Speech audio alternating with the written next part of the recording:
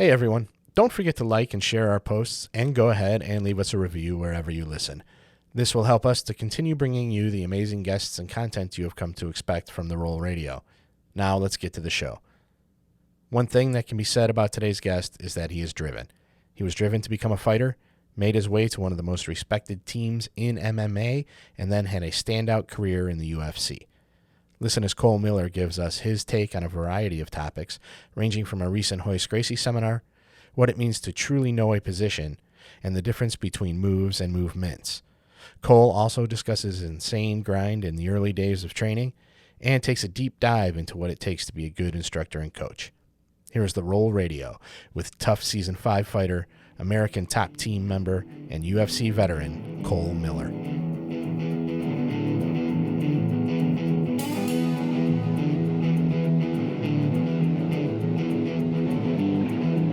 Welcome to ROL Radio.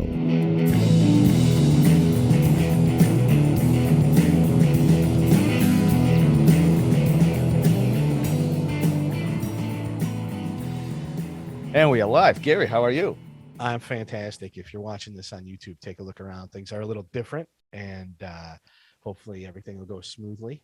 But I think we're looking pretty good here. I'm happy. No faith from Gary today. No faith. I'm a man of little faith. Absolutely, absolutely true. Hey, before we get started though, therolradio.com. Go take the survey. You're automatically entered to win a Fuji gi. We've given away half a dozen. We've got about 6 more to give away. We give away one a month. Go take that survey. It's the gi of your choice. You're automatically entered once you do it. And just all you got to do is listen and respond once you hear your name and check your email. You got 72 hours and then the gear is on your way. Who doesn't want a free gi? Well, I don't know. Some don't, because we've had a handful of instances where people don't respond to the winnings. So I'm starting to think people don't want free gear. I don't know. But it is what it is. I mean, we're doing our part. But you know, if you're watching this on YouTube, we're looping back to this. We had this unique opportunity just now to kind of get back into a studio, or create a studio for the show. So I have to hang out with Gary right across from me. Yeah, we actually have to be in the same room. And if anybody knows how much time we actually spend together, this is making it worse. We are always together, but this is going to be interesting, and I think it's going to be a good one. So why don't we start? All right. Well, Cole Miller in the house. Cole, how are you, sir? I'm doing good. You're doing glad good? to be here. Yeah. Thank you, sir. How is life doing? We recently had a privileged meeting in person at Royce Gracie seminar. What did you think about that? Well, first, I just want to say that the Fuji gis are really nice. Like I've got, I do have one. I got them through American Top Team. It's like the team gis. What's it called? Like I forget what model it is. It's the Sapacito or Sapacito. That's the one that everybody picks. Man, That's the one. I've got it in the A2 long. I have the OD green and I have the black, and it fits pretty nice. I'll just say that. Well, It's sweet well, stuff. there we go. I'm not affiliated with Fuji. Well, now you are. I have other gis I would say I like more, but there's definitely some gis I've had that oh man, those guys are trash. The Fuji ones are nice. I like them. Oh, there you go. Sweet. Wow, you heard it from the man himself. There you go. Yeah. I love it. But the Royce Gracie seminar I thought was dope. Like I was really glad that he taught the stuff that he won the UFC with. You know, like I would have been kind of let down if he was going to show maybe his take on some modern techniques or some things that maybe we had never seen him do. I wanted to see him teach like the stuff that we saw him do, and that was, what he does best in his Gracie Jiu-Jitsu and what we saw him, win in the UFC and win in Pride with. So I was kind of, I feel like really fortunate to have shared the mats and learned like some of those techniques and just his take on some of those techniques. Yeah, and it's interesting, I think, because I'm sure similar to me, you watched UFCs all throughout, and especially the ones with Royce, and it was a huge inspiration to me, particularly. And now having this opportunity to pick his brain and really see this hands-on as he teaches the things that he's done or he's been doing. It was quite interesting to see the train of thought and the process in his head, how all of this is unfolding step by step, and the reasoning behind it. There's a justification by some of these adjustments that he's made. That he truly knows those positions. And like, sometimes you get to a situation, it doesn't have to be at somebody's seminar. It could be just in a regular class setting. And a student may pose a question. And maybe me as an instructor goes, I'll have to get back to you on that. It's because I might be teaching a position that I'm familiar with, but I would say I don't know. When I say no, I mean like, you not only understand the way the position works, but other positions that can come of it, things that not only that you can do, but that they can do when you do what you want to do. And you could tell that he knew those positions he was showing. He knew where he was going, and he knew where he was at all times. And I appreciated that. Yeah, and I think the simplicity of these positions too. Like there was some questions arising around, what if, and we get into this vortex of what might happen. And he kept it pretty simple, at least in the conversations and interactions that I had with him. It was such a intriguing and mind stimulating experience, in my opinion. As I think that I guess you could use the term progress in jiu-jitsu, like meaning like the art is ever expanding is what I'm saying. So when I say progress, that's what I mean. As we're getting more techniques, newer outlooks on new techniques, new outlooks on old techniques. Like, this thing is going to become eventually bigger than anything you'll be able to hang on to. So like, there's going to be all these new techniques. There's no way you'll be able to learn all of these techniques and retain all of the ones that you had learned to be able to teach or apply, right? But with what he does, like you just mentioned, keeping it simple, he doesn't mess with what he doesn't know. He does what he knows, and there's definitely some merit in that, because as we get older or we become injured in certain areas, a lot of the stuff that we know or think that we know, we're going to have to delete out of our game, or reduce the athleticism or this movement you're incapable of doing due to, some sort of injury, or your body mechanics can't maintain because of what ultimately would be a flaw in your technique, right?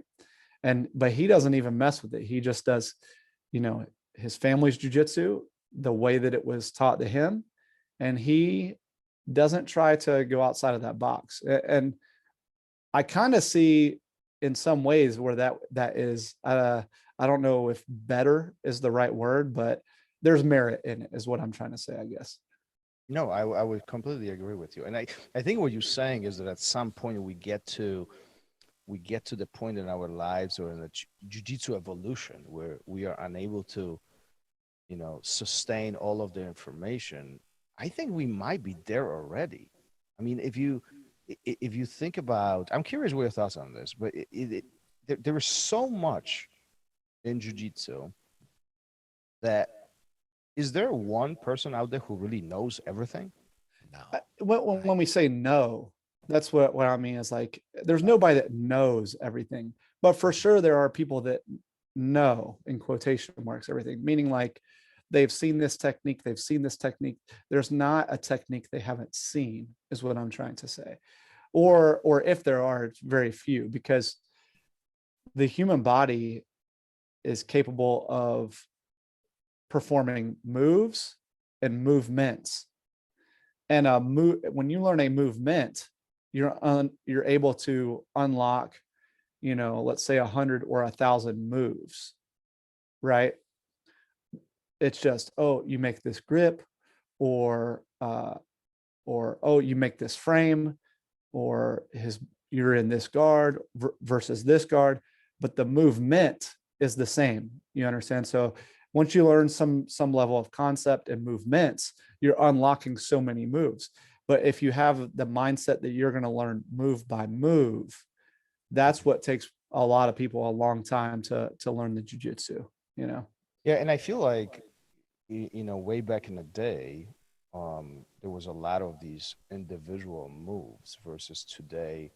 We really have a deeper understanding of these concepts where we can apply some of these motions in multiple places. They can be, we can move them and adjust them and really make them use it as tools in multiple different areas. Wouldn't you agree with that? Right. And it's easier to access these moves if you have the movements down. Like you want to call it a worm guard, or you want to play a hybrid guard of a spider mixed with a reverse De La Riva, or a lasso, with a reverse De La Riva. Like it's not good or bad. When you put your body in a certain position, you're capable of certain movements.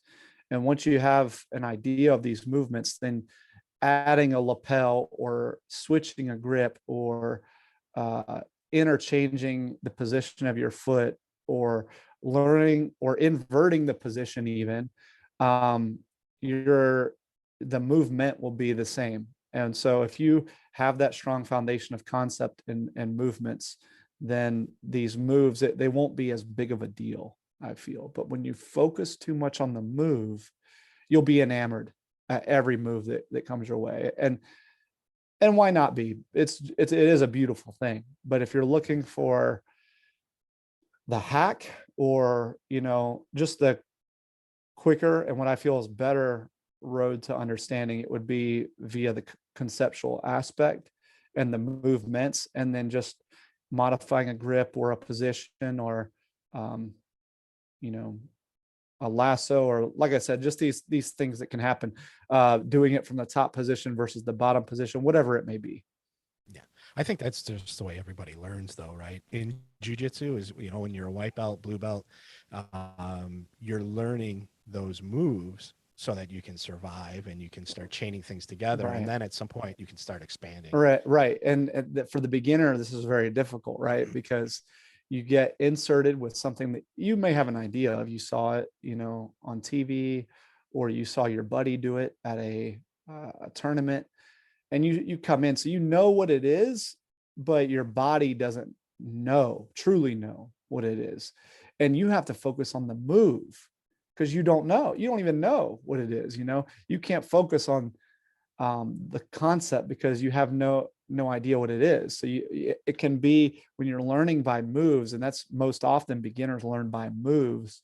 That's why it can take a long time to become a blue belt or even get stripes on your white belt, because you feel like you're catching up learning moves, but it's hard to see, what do they say, like the forest from the trees, Yeah, absolutely. kind of like that.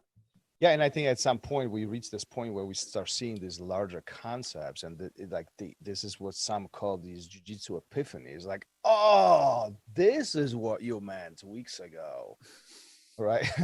Very good, very good. At which point of your jiu-jitsu journey have you noticed these? When did you notice these epiphanies? When did it start becoming the larger picture for you and start separating these concepts versus steps or single individual moves? So I would say, like, I would call it a martial arts journey versus jiu-jitsu journey. The first place I started was my coach would have considered it like martial arts school, but he was a NHB fighter, one of these old school fighters, before it was called MMA, and he didn't have a jiu-jitsu rank, and we didn't train real classical Brazilian jiu-jitsu. It was very much more like a fight club kind of thing. Learning from a professional fighter who had real skills, he was not, less than. He was very good. But because the training was so raw and rough, and he pretty much wanted to train mostly people who either wanted to fight or at least, very least, fight in the gym. That was kind of what it was. So it was like not what you see now, where there's a school on many corners. He was renting some space out of like a gym, like a weightlifting style gym. And then later, I think we moved to a taekwondo school. And What year is this? How old are you? 2003, I was 19. And I'm not from Atlanta, you know, I'm from Georgia. I'm not from a small, you know, like redneck town either. There's plenty of people, but back then there was not an exposure of jiu-jitsu because, you know, it just took a while for it to make its way south of Atlanta, you know. So I would travel, you know, like an hour and a half to the, you know, this place called Griffin from Macon. And we would train like 3 nights a week in this kind of modified shed barn. And later it was inside a taekwondo school. And in Macon, he came down 2 nights a week, which was where I was close to, and we trained like in a gym, like I was saying.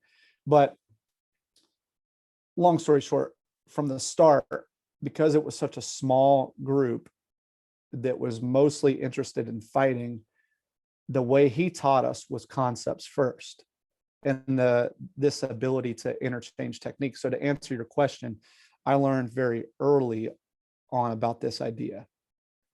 I don't think it's necessarily like the perfect way to teach. It has its flaws, but so does teaching moves versus concepts also has flaws. There's no perfect way, right? Because there's no perfect teacher and there's no perfect student. So they both have pros and cons. And because of this idea or philosophy of concepts and him teaching concepts to me, and the rest of my training partners, I got a hold of this very early on. How many guys are you talking about in this team that you guys were exploring this? Like the Macon crew that we had that was, you know, training those 2 days a week was, I would say the Bear crew, anywhere between 6 and 12 people. Oh yeah, so you're really talking about small. This is handful. And, yeah, 6 to 12. And then in the Griffin school, 4 to 12, you know, depending at which point in time, 2003, 2004, 2000, like what point, you know, and maybe what day of the week.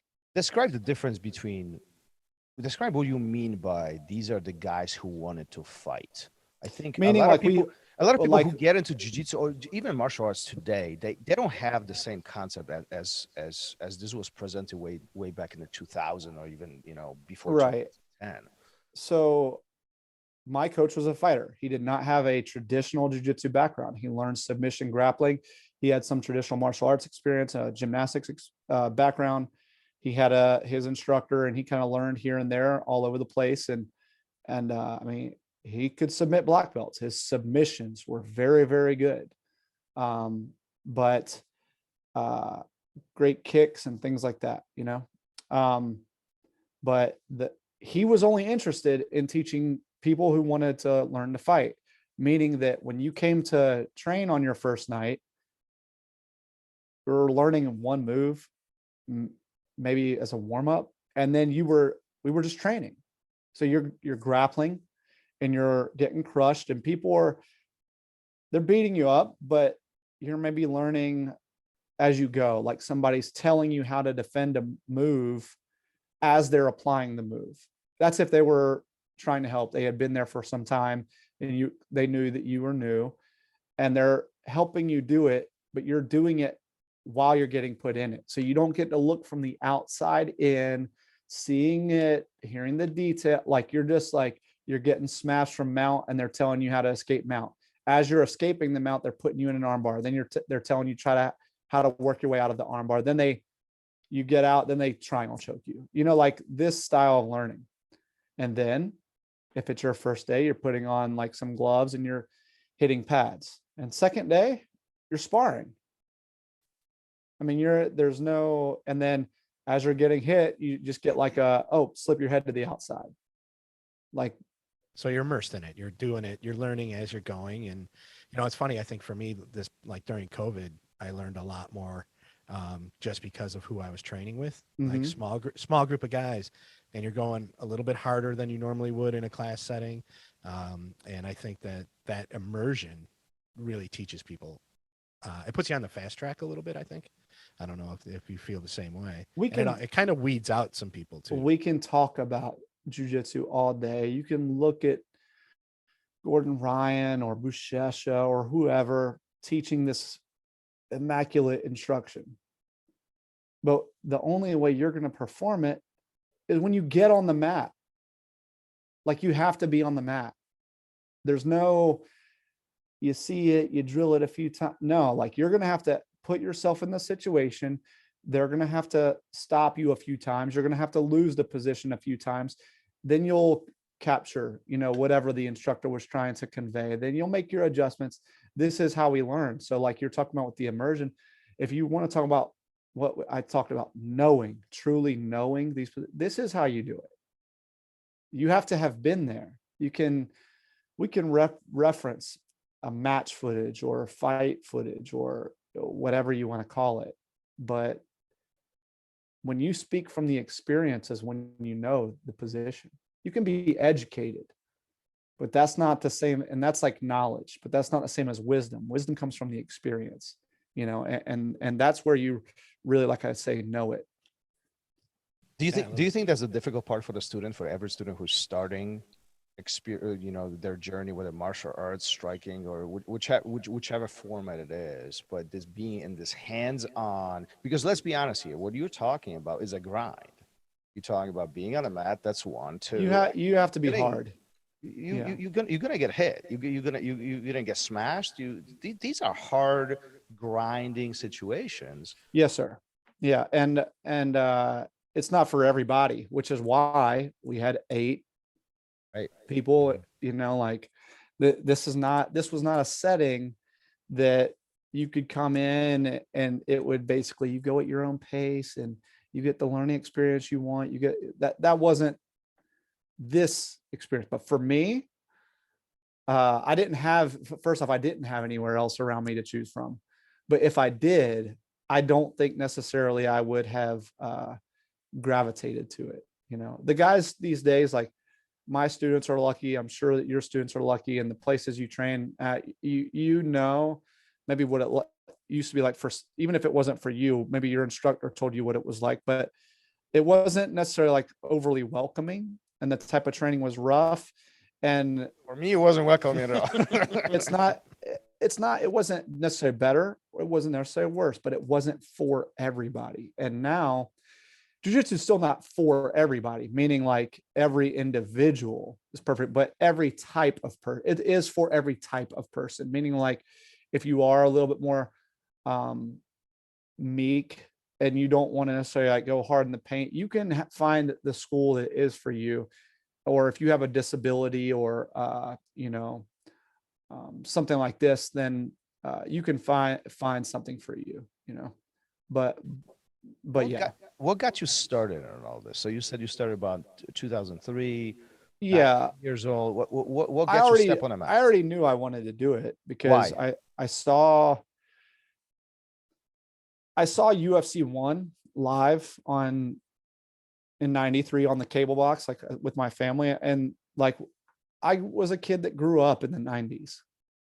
So like the late 80s, like I was born in 84. So like I watched Rambo, I watched Ninja Turtles, I watched Power Rangers, I watched pro wrestling, I watched Jean-Claude Van Damme, I watched Steven Seagal, I watched heavyweight pro boxing at the pinnacle of heavyweight pro boxing. Yeah. Like everything that I was into was about being a fucking ninja. You know what I mean? And then I saw UFC 1 and I always knew I wanted to do it, but I just had never been exposed to martial arts. It was, my family's financial situation and things like that, but when I found out via somebody that was in my community that this thing was somewhat local to me, at least 2 days a week it was, I was like, oh, I'm going to go try it. Like, I'm just going to say like more like very intriguing, like, oh, I want to do this, but yeah.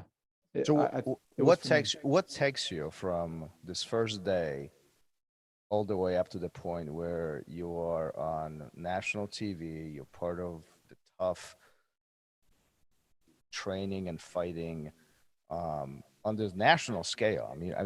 International scale. You're being exposed to these things. Mhm. You know, you're reaching a level where many people dream of. But let's be honest. I mean, there is only a handful of people who reach that opportunities, and you were there early on. Mhm. What's your Somewhat early. training? Well, yeah, somewhat early. Yeah. I mean, comparing to what it is today, right?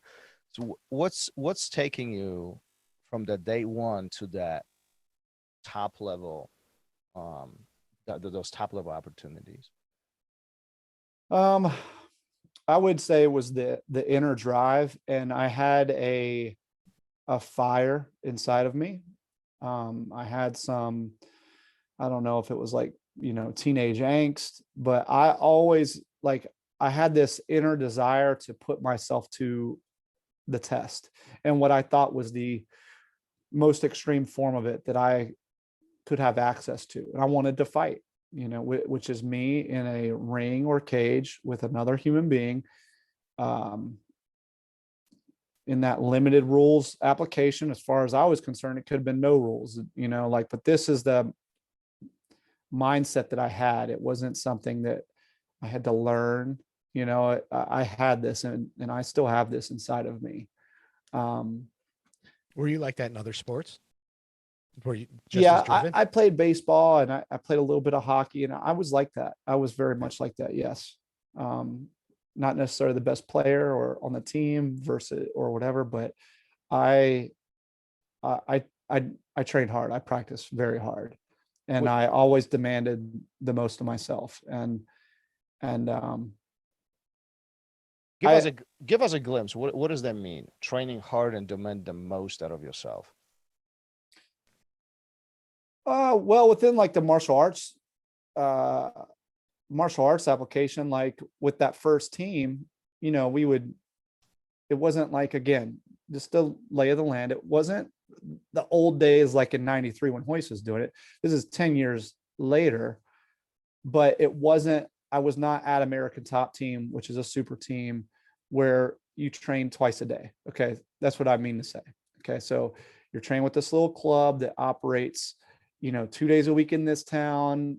Like I said, the other 3 days a week, and you're talking about like 7:30 start time. Okay. And I would train till midnight and 1 o'clock. And when I said train, remember, there wasn't time, you didn't drill you for 10 minutes, and then you learn a new technique and drill for 10 minutes, and then you spar for 15 minutes. That's, again, remember what I was saying with my background. Like, you maybe warm up with a move, and then you train. So we're talking about, of course, there's breaks and time to talk and things like that, but what is that? That's 5 hours. And then I had to wake up at 5:30 to go to work in the morning, and then I was going to college at that time. And then I would, basically I was doing that to make my parents leave me alone so I could go do this thing that was nothing, Did you think at any point of time this will convert into a full-time career or some kind of okay. So the stage, there was no full-time career for anybody. So like what you're saying, that's why I asked. Yeah. There were people that fought in the UFC. Maybe when I say handful, Tito Ortiz or a Andre Arlovsky or a Chuck Liddell. Like when you say full-time career, and keep in mind, these guys, the guys I just named, what was their weight class? When I was coming up, I was so small that Shudo Japan was the biggest organization. I was not even a 155er, and the 155, they had like gotten rid of the division. If you can remember that far back. Oh yeah, we recently talked to Miguel Torres, and he literally had the same Yeah. obstacles. There's a little guy. There was nothing. So Eve Edwards, if you remember, like Eve Edwards was going to fight Josh Thompson for the title, and then they scrapped that and made it a prelim, and then they pretty much just deleted the 155-pound division. That happened while I was training, I believe. and that was a weight class that I didn't even belong to anyway. So there was no career for anybody, but if it was definitely the higher weight class guys, a Matt Hughes, but for my weight class, there was no such thing as a full-time career. There was fighting and judo, and that was the pinnacle. And when I first started training, I was kind of learning this as I went. I had an idea of what judo was before I started, but I was like a hardcore fan, but I knew that I was going to fight. I had no idea at what level, but I knew when I was training, I was going to fight. And that was like, I don't know, summer of 03, and I fought in November,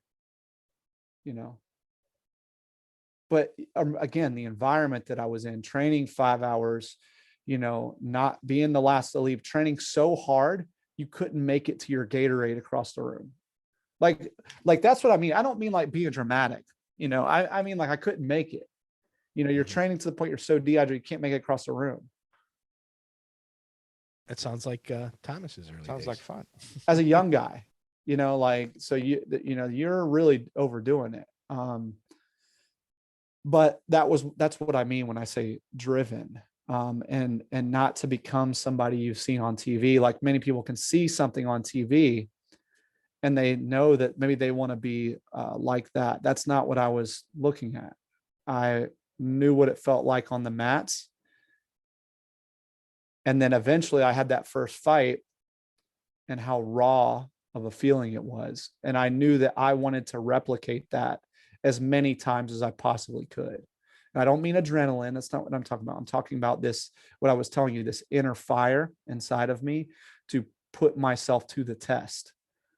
Like I found a lot of satisfaction in this. Not winning. I'm not a very competitive person by nature. Like if you play me at darts, I have no desire to beat you or pool or bowling or just name anything. I don't have a nature of competition or to be a winner. That's not what I mean. I mean that putting myself in that, that going to war type of mentality. That's what I liked.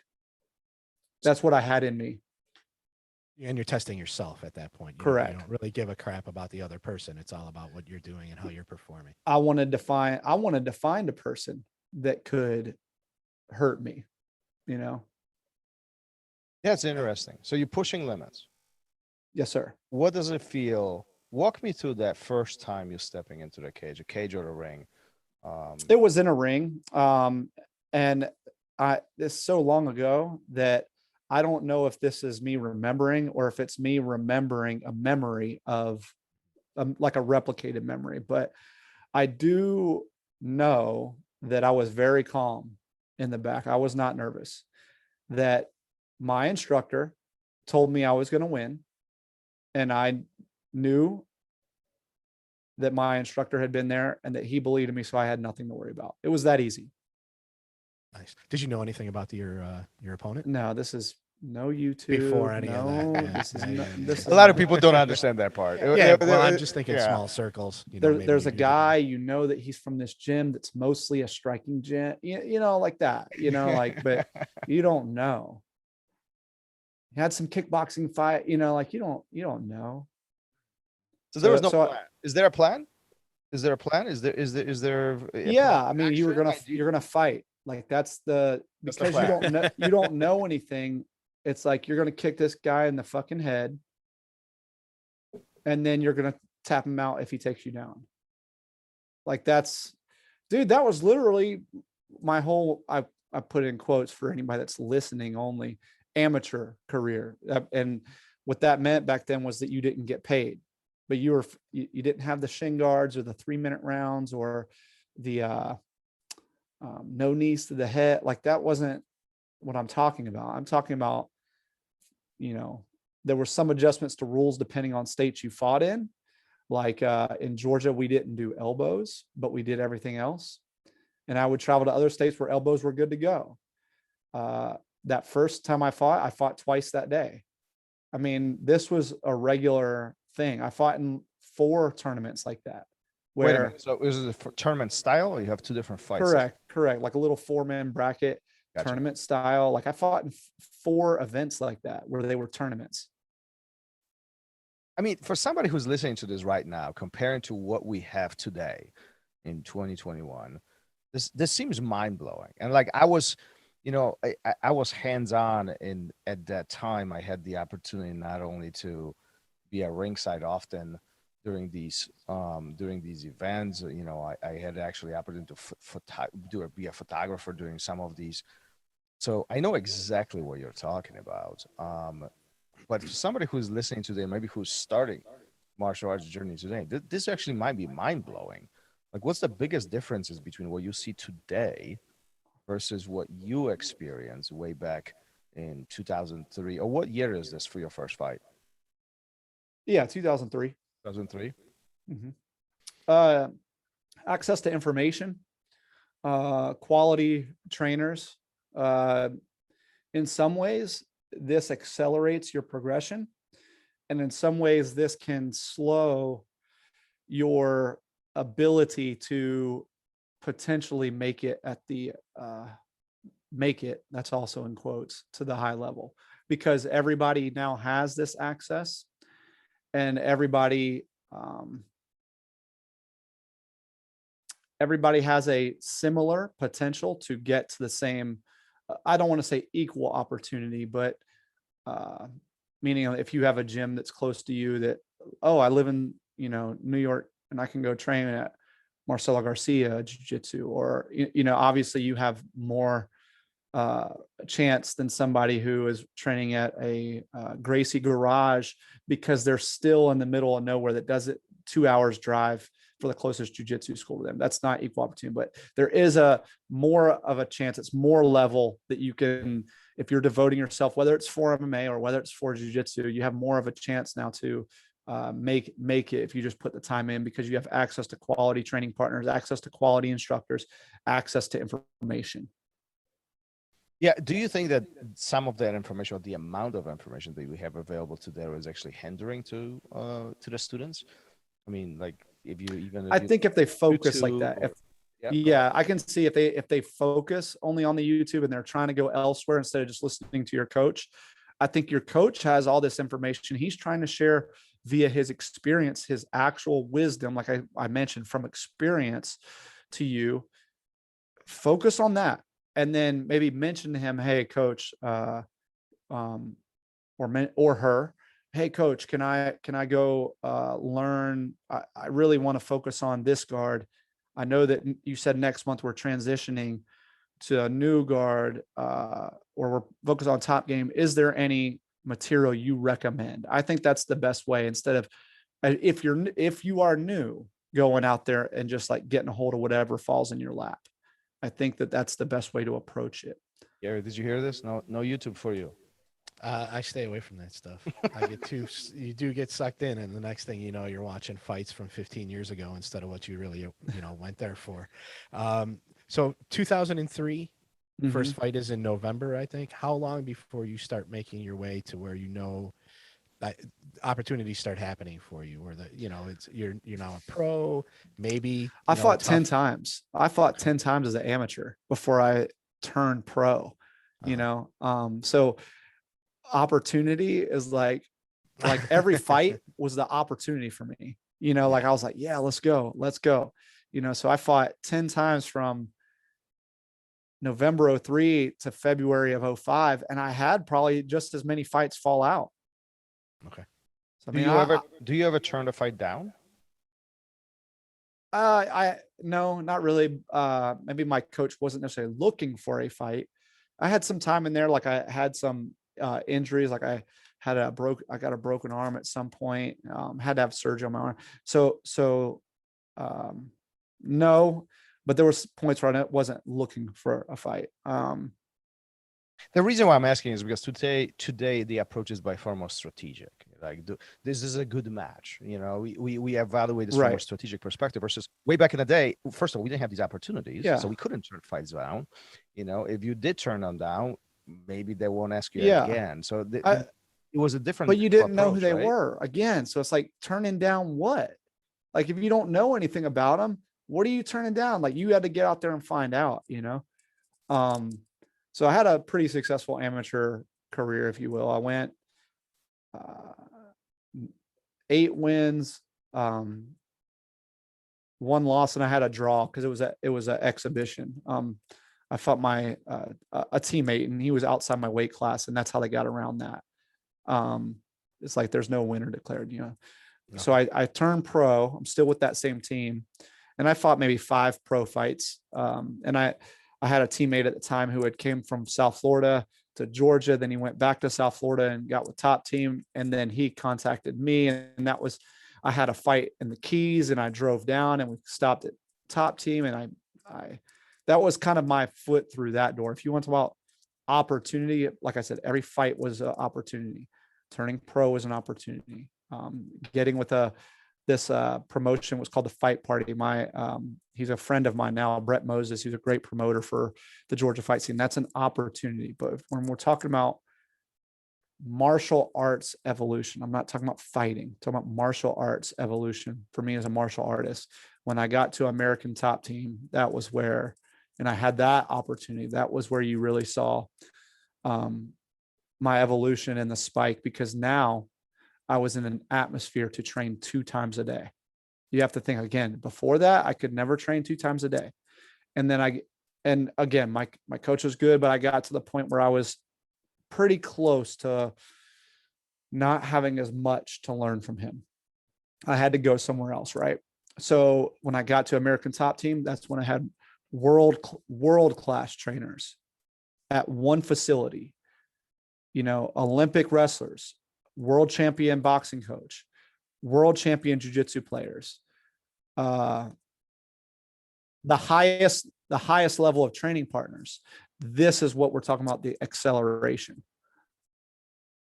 Whose decision is this? Mine. So, and this is a personal question. So, but do you have this conversation with your coach, or do you just go? Like, how is this unfolding? Because I mean, that's a big decision too. Like, you're changing teams because you exceeded the amount of the learning curve, and that's pretty natural for, I think, most of the people. Yeah, my coach wasn't happy.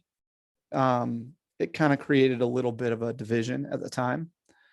Like, it's the old school mentality. You don't need anybody else, like one team, like the crayonche thing. Like, that's a Brazilian word for like a trader, somebody that goes somewhere else. But this was in all of martial arts. This was not, people think that was only to jiu-jitsu.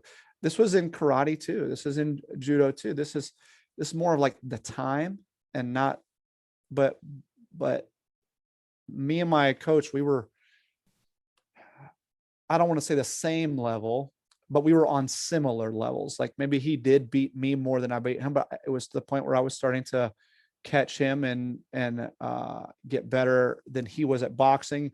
His kicks were still better than mine. In jiu-jitsu, maybe he was tapping me out 3 times for every 2 that I got him. But we were on similar levels, is what I'm saying, But it was to the point where I had to go, or pretty soon I was going to have to go. At that point, it doesn't matter. But he was not happy. He didn't hate me, gave me a hug, wished me the best of luck, that type of thing. But over time, it kind of created just a division, because I was still in contact with guys at my old team, and just telling them how it was, and versus that identification of reaching that limit, because no matter how we slice this politically, it is a limitation to the students, right? I think it's super important. And we had like Olympic coaches on the show talking about this, where often students, especially the professionals, find themselves in a point where the coach can bring them up to a certain point, and they play fundamental role in their development, but because of their function, they are unable to take them to the next level. That's somebody else's job. And being able to identify this sometimes is very difficult, but very important. Yes, I agree. And like me, maybe this is from my experience, and it's not about being a good person or not a good person. It's probably from that experience I had. I see some of my students now, and I know that they will get to a certain level where I'm going to have to, for what they tell me their goals are, I'm going to have to let them go at some point. And I have no problem doing that. That for me, this is not difficult because I've been telling myself and planning. I want that to happen. Actually, I want to make them so good that they are way better than I ever could be or could have been. And they need to go somewhere. Like that's actually my goal as the instructor for these people that have these goals of being MMA world champ. Like if you're talking about MMA world champ, you don't have to come from the biggest team. But when you look at who is part of the biggest teams, there are more guys from those big teams than a guy who just trains at a local, affiliate. So like I'm an American top team fighter. You guys watching, there's my tattoo. I'm a top team fighter. I spent 11 years at the main academy. I have a top team affiliate. I put that work and that sweat in there. So I'm hoping that my guys would move to South Florida, or if they are living here, they'll do training camps at top team. You know what I mean? But my goal is to train them to where that's where they need to be more often than not. So if you have that goal for your guys that want to be world champs, I have a guy, and I have a couple guys that they're jujitsu, they want to be jujitsu competitors. And I can see that once they get to be about purple belts, not that I can't create a black belt, but when I'm talking about I mean purple belt world champion, brown belt world champion, I'm probably going to have to send these guys away. No problem. If you tell me this is what your goal is, it's my job as your trainer to get you to that. So how come this is so difficult for some from an instructor perspective? I think that the ego plays a part, right? And I think the emotional investment, almost like it was your canvas, right? That this student is your canvas. It's an unhealthy way to look at it. But some people have this look that is mine. This is my jujitsu. It's my student. You have some ownership over it. It's good that, right, when you say ownership, it's good that you have ownership. Like, this is my student, I need to do the best for them. But it's not good if you think like I own that student. Like that's it's not healthy to. I tell my students sometimes, like, it's not healthy to want control over another human being, right? That's not, or control over a society or government, or when you try to control someone else or something else, the only type of control you need to be worried about is self-control, right? So when we talk about on the mat, why would you talk about controlling that human being? That means that your focus is on them when your focus should be on you. Your focus should be on creating space, closing space, manipulating your body, not manipulating theirs. If you think it, sometimes it's the same, but just the outlook. When you, this is where I'm going. I'm going behind them, not I'm moving that guy onto his side. No, I'm going behind him. Oh, that door is closed. I'm going for an armbar, not I'm doing this to them, right? Because when you look at throughout human history, when did it turn out good for those that tried to control the other peoples? Like if you look at, like go back to Babylon, like look at what they tried to control, like the Jews, right? Did that turn out good for them? No, eventually not. Look at what happened with our country. Like we were getting controlled by the British. Eventually we were like, nah, we don't want that level of control. And you look at what happened with the African-American slave. We tried to control these people and it split our country in part, and then you look at what happened in Nazi Germany. They tried to control these people, and you can go on and on and on. And you look at this thing of like, I'm trying to control this other individual or this other party. Like, this is not healthy. This is not a good outlook. So that's for you. This is for you as a student or a practitioner. You should not, when you're rolling, control another human being. Think about your self-control and what your end state and what your goals are, and then manipulate through that, you know. But as an instructor, you should not try to control these people. These are your students. You should be trying to liberate these people and free these people through the purity of jujitsu, and just be you. Although again, there's no perfect instructor, it's your job to be the best you can be, right? Like as a practitioner, but now as your goals maybe transition into helping others, you need to make the best impact that you can make to those people that you say that you care about. And that's the community that you're creating. You touched on so many different things that I lost track of, lost the questions that I wanted to ask you while you were talking. But listen, you touched on some really, really important things here, right? And it's even the way I like to think about the control part that you were talking about is, I can influence, and this is just my perspective, I can influence other people to do what I want them to do, but I can't really control them. The beauty behind human mind is that we desire the freedom of choice. And even if I put strong limitations on this, and you talked about some of the historical events from the past, even if I put restrictions around it, people find a way to find the little loopholes and find the freedoms because that's what they want. Especially with tax laws. There you go. We're going into that now. but what I can control is me. That's right.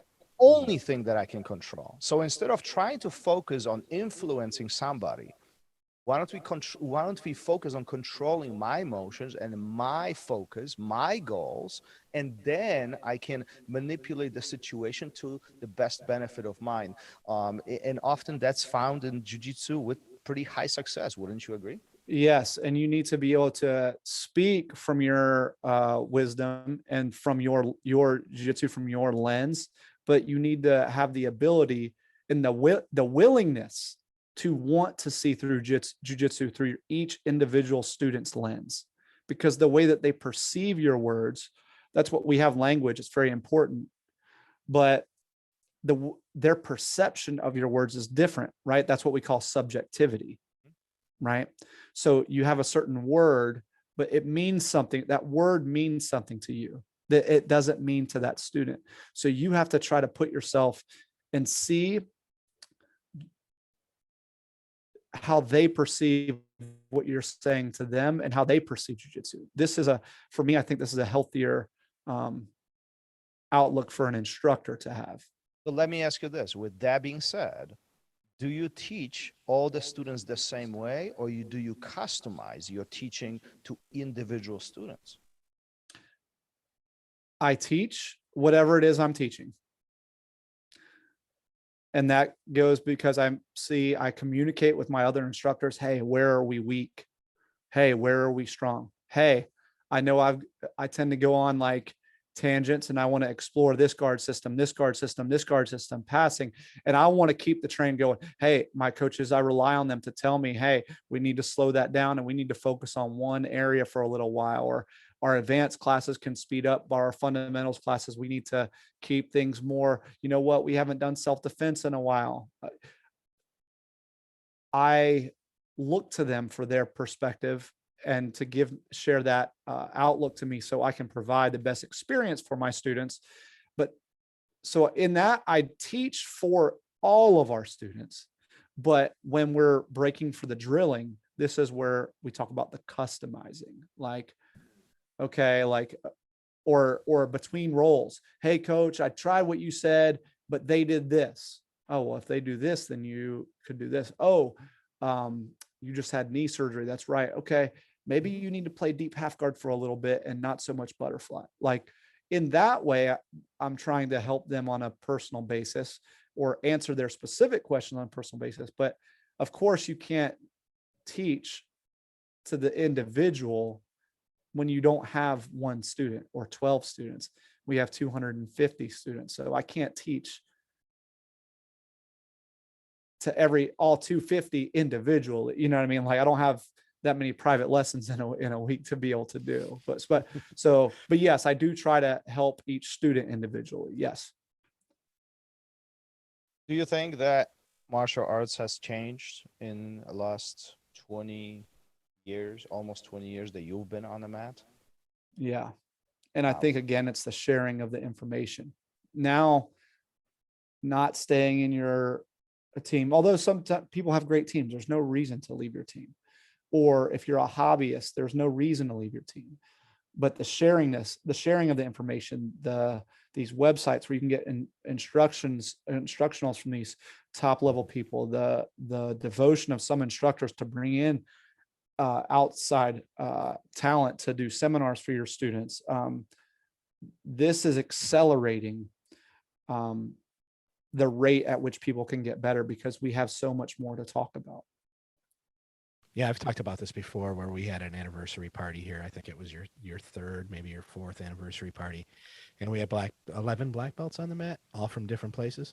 And one of them, who was one of our black belts, stood up and said, "Hey, you guys don't know how lucky you are, because when I started, this never would have happened. These guys wouldn't have been invited in to share what they have. Everybody was still so fragmented and almost against each other." Mm-hmm. That it was such a unique opportunity to have 11 dudes come in and teach, not everybody taught, but like 5 or 6 different takes on different techniques from different people.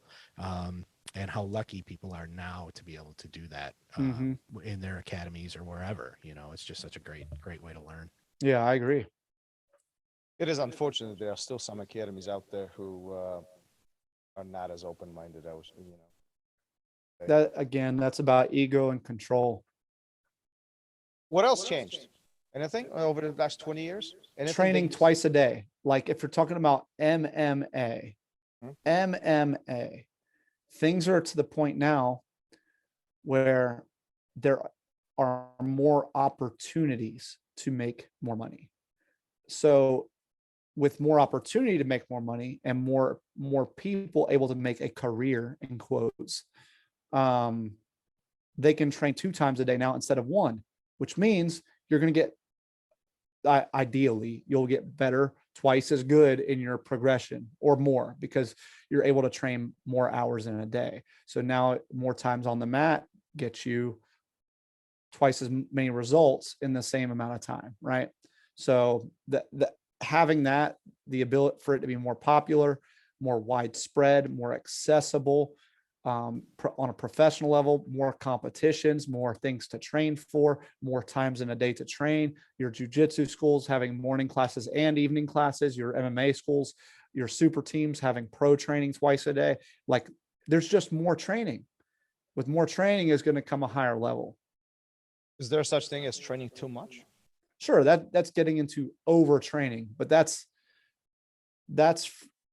what an individual can handle in that specific day on that specific week.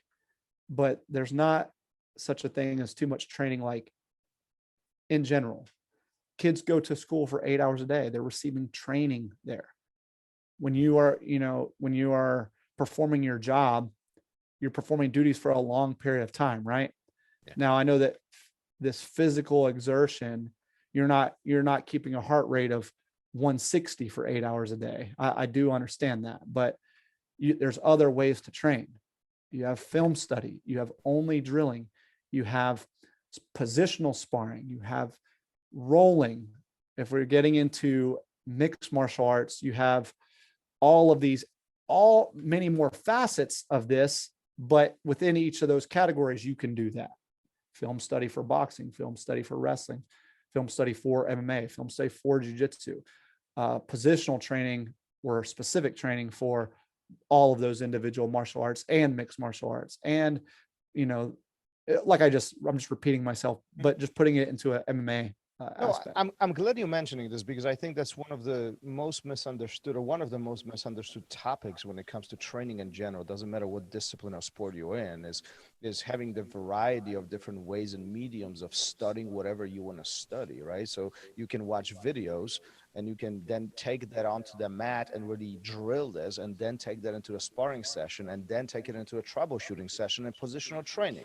These are 4 different ways of learning a similar topic, and often people, students don't see that, and it's a shame, because you're losing opportunities, which is what you talk about today quite frequently, right? It's all about these opportunities, which we didn't have way back in the day.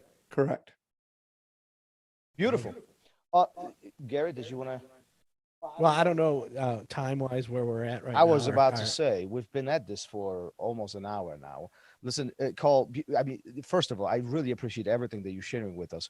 Before we wrap this up, we have quick 5 rapid questions for you. We didn't tell you about this. So it's a little surprise that we do it with every single guest. Some of them are funny. Some of them are, more serious. But Gary's going to take a lead on this, and it's just interested. It generates interesting end to the episode. So let's take a look. Yeah. Can I make it 6 questions? I've got one. There it is. Did you feel as bad for Jens Pulver as the rest of us did when BJ asked everybody to raise their hand and choose whether or not they wanted to be on BJ's team and have nothing to do with Jens? Like, that was... I don't think that I felt bad for Jens. I felt bad. Like that, just like the situation. That's not right. Yeah. You know?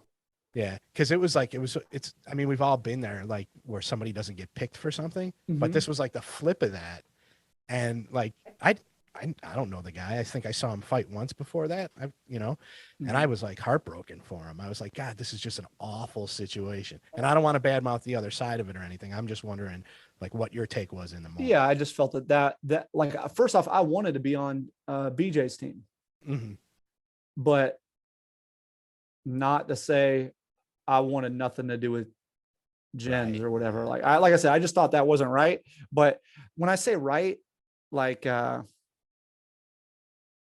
they say all's fair in love and war, right? Meaning like there are no rules. But for me, as just like a martial artist, I was like, that's not right. Like, I'm not perfect or anything. I'm just saying that I didn't feel that was right in the moment. So that's why I didn't raise my hand.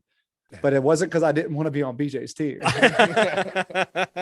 Yeah, I think everybody, I mean, it was probably a personal struggle at that moment because we probably know where everybody was leaning. I had focused my game on boxing and jiu-jitsu, and that was more what BJ was, you understand? Sure. So it wasn't, but I learned amazing things from Jen, and I'm glad it happened how it happened, Great.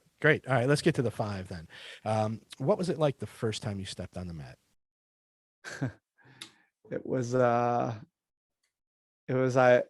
I walked on these like gray, like the fold out kind, not flexi roll, like the ones that fold out like a rectangle, like okay, like and then we were on those, and it was just like we're gonna train now, and I knew what grappling was because, like I said, I had watched many things. I had an idea. And maybe I had like my brother who was in high school, like he wrestled, and I had put him in submission holds based off of what we had seen on the pride fights or whatever. So I thought that I was going to maybe do good, and I did not do good. I got crushed, What happened?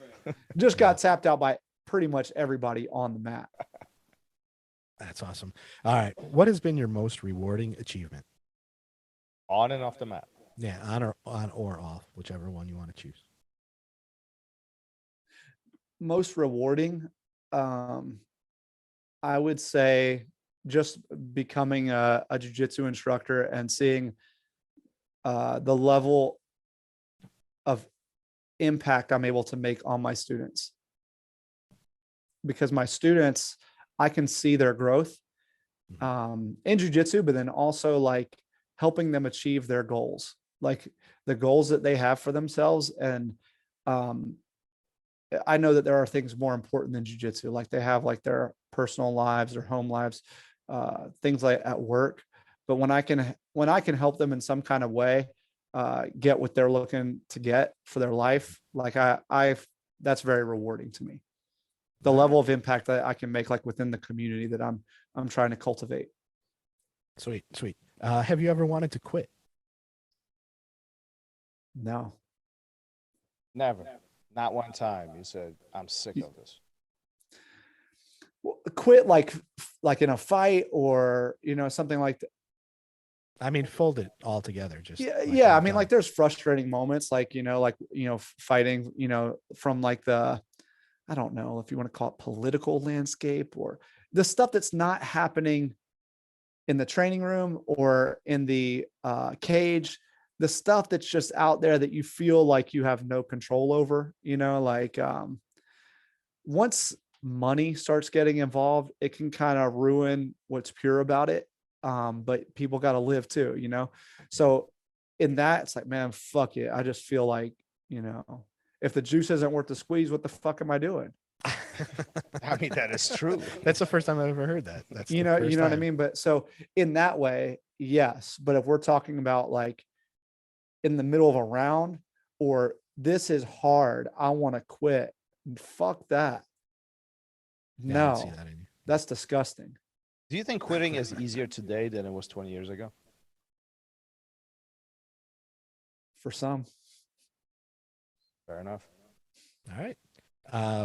Describe your feelings when you received your black belt.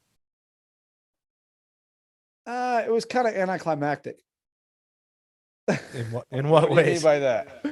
Like, You're not the first person to say that here either. So, but everybody has a unique story.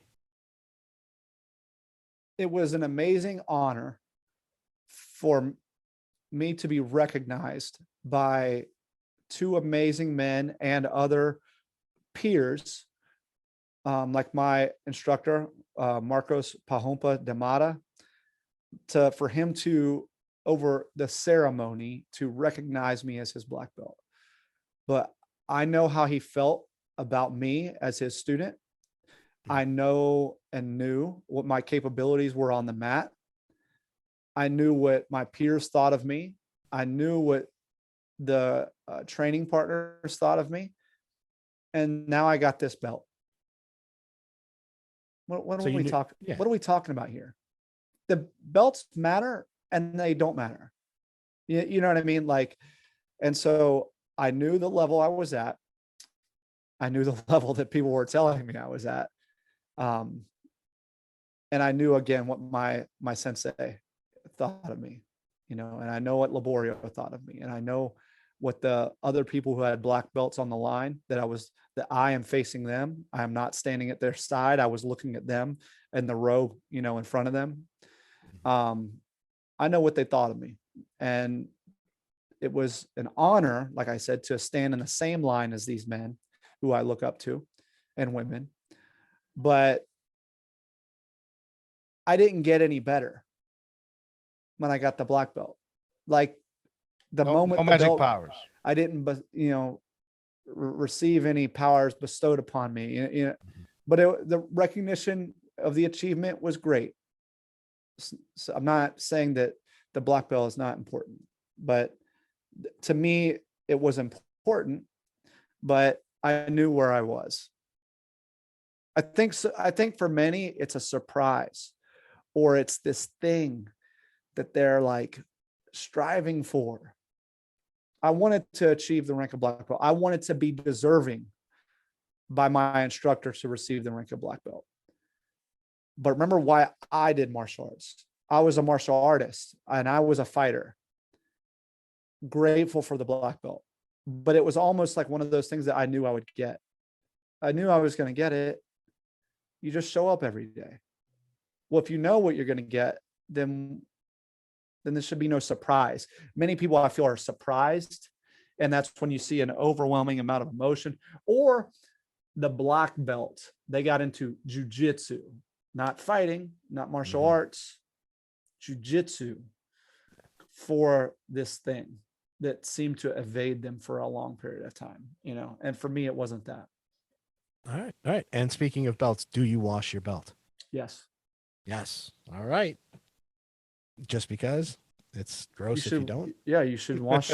You should wash it. Now, when I didn't always, I was like, you don't wear a shirt under your gi. You don't wash your belt because you're washing away the knowledge. I came up like that. And then like after Many of us have.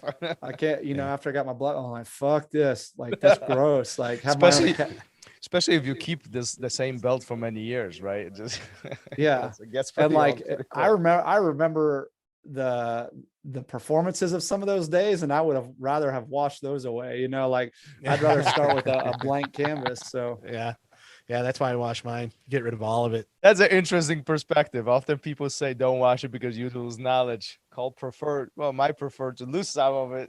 I also don't like ringworm in MRSA. So hey, we all there with awesome. you. Listen, it's been awesome talking to you. Great stories. Thanks for sharing all the knowledge, particularly about the opportunities. I love that part, and obviously, a beautiful part of your martial art journey altogether. Where can people find you? If anybody wants to reach out to you, where can they find you? I'm on Instagram at Cole Miller Martial Arts. And then I have an academy here in Bon Air, Georgia. It's just south of Macon, Georgia, like 2 hours out from Atlanta, in the dead center of the state. Run an academy here. If you're ever in the area, you're welcome to stop in. I don't have any, weird jiu-jitsu affiliate political nonsense. Like no red tape to go through. you come train and don't be a dick, and we won't be a dick, and I'll help you out if I can, and we train. Yeah. So you can come to my academy, or like I said, you can find me on the gram. That's pretty much it. Sounds good. If you're ever in Chicago again, let me know. I'll be there in the winter. Oh, there you go. Well, let me know. We got to connect. So people in Chicago, pay attention. Third quarter, fourth quarter, I'll be around. There you go. All right. Well, let's wrap this up for today. Thanks for being here again, and thanks for sharing the stories. And let's talk again. Maybe in studio next time. Oh, maybe so. We hope so. All right. Thank you. All right. Peace. Whoop. Before you go anywhere, we do have a gi to give away today. I have already gone to the random number generator, and the number today is 93, and the winner is Edgar. Edgar, if your email ends in oa@gmail.com, you better be checking that email. You got 72 hours to respond to me, and you will be able to pick the Fuji gi of your choice. If you want to be like Edgar, and I know him, he is awesome. You do want to be like him. All you have to do is go to therolradio.com, take a quick survey, and you will automatically be entered to win a Fuji gi. Then you have, like Edgar, 72 hours to respond to my email, and the gi of your choice is on the way. Congratulations, Edgar, and everybody keep listening. One a month, you could be next. Thank you for listening to ROL Radio. If you enjoyed the show, don't forget to leave us a review and help us make the show even more amazing. For future episodes, check out our website and follow us on all major podcast platforms. Take care.